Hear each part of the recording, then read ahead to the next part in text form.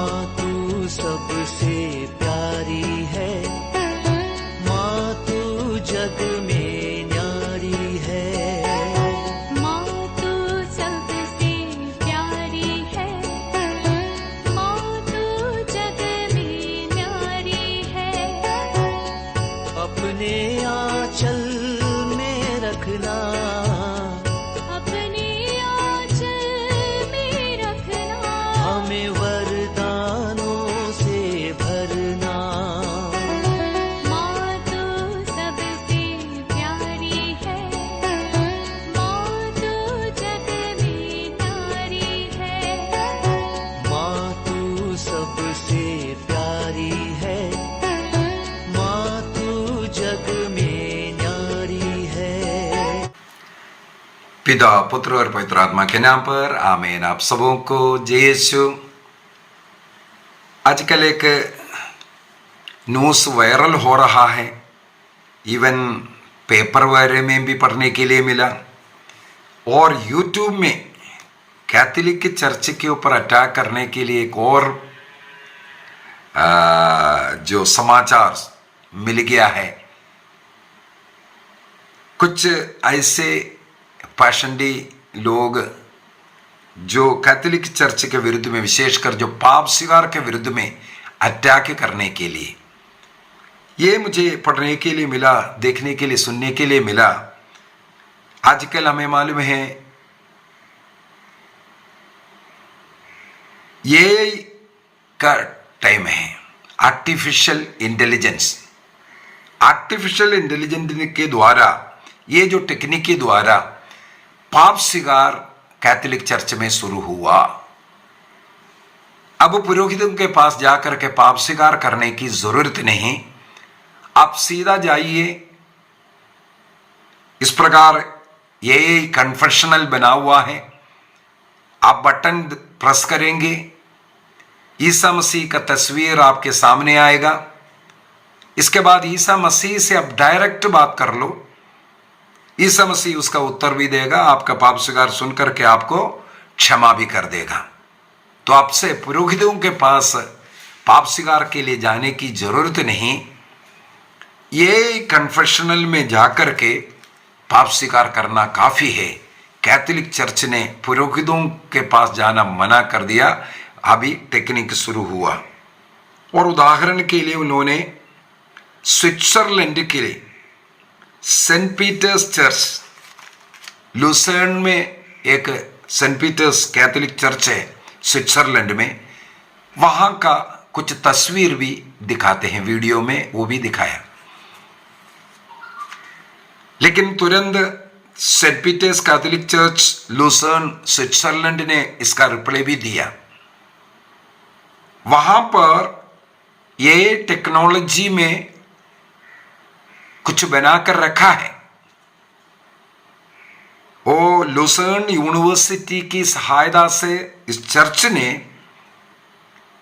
हमारे बाइबल का कोई भी डाउट है या कैथोलिक चर्च के विषय में कोई डाउट है आपको, वहां पर जाकर के ये जो एआई एक मॉडल बनाकर रखा है, आप जाकर के बैठ जाइए, आप वहां कीबोर्ड है, बटन दबाइए, तुरंत आपको वहां पर एआई में ईसा मसीह का रूप दिखाई देगा।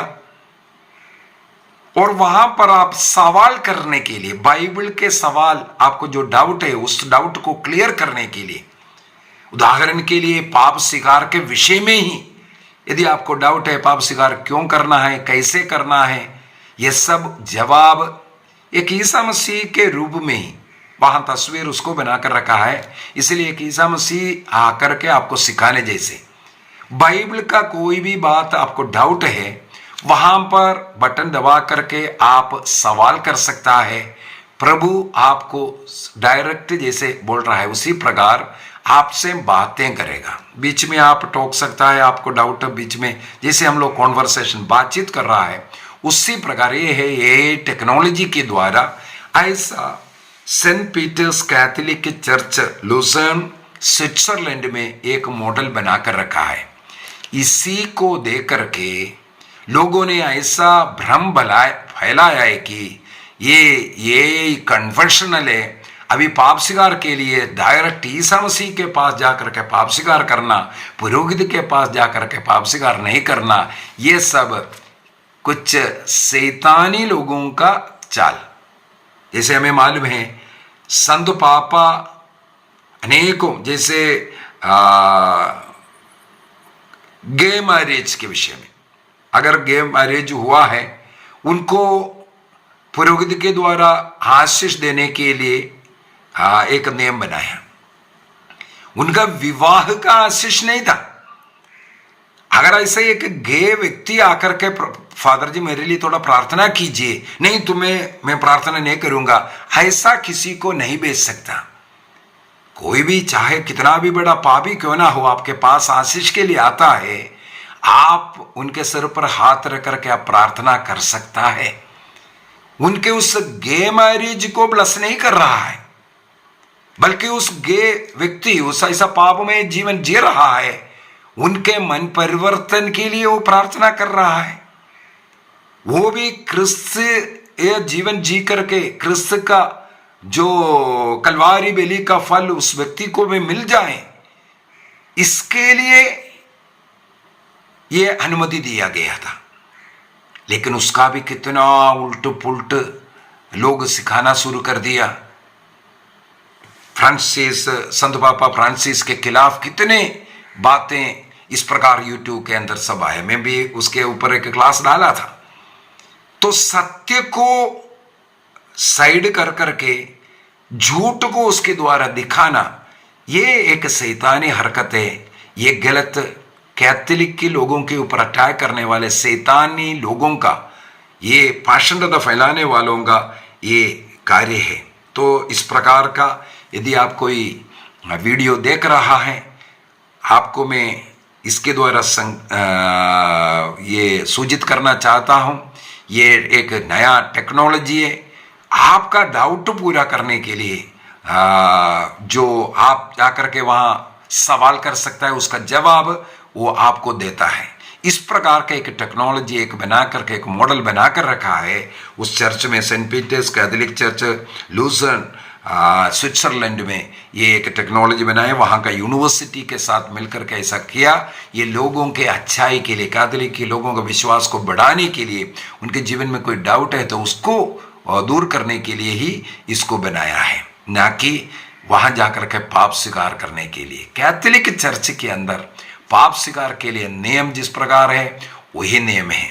उनको अब से पाप ना करने का निर्णय करते हुए एक निर्णय करना बहुत ही जरूरी है। पश्चाताप दिनहीन हृदय के साथ जाकर के अपने पापों को एक पुरोहित के पास जाकर के कबूल करना, स्वीकार करना जरूरी है। पापों को छिपाने वाला पापों को एक पुरोहित को नहीं बोलता। ये टेक्नोलॉजी में हो जाएगा। या कभी कभी पूछते हैं मोबाइल से, फोन से अगर क्या पाप स्वीकार हो सकता है? नहीं हो सकता।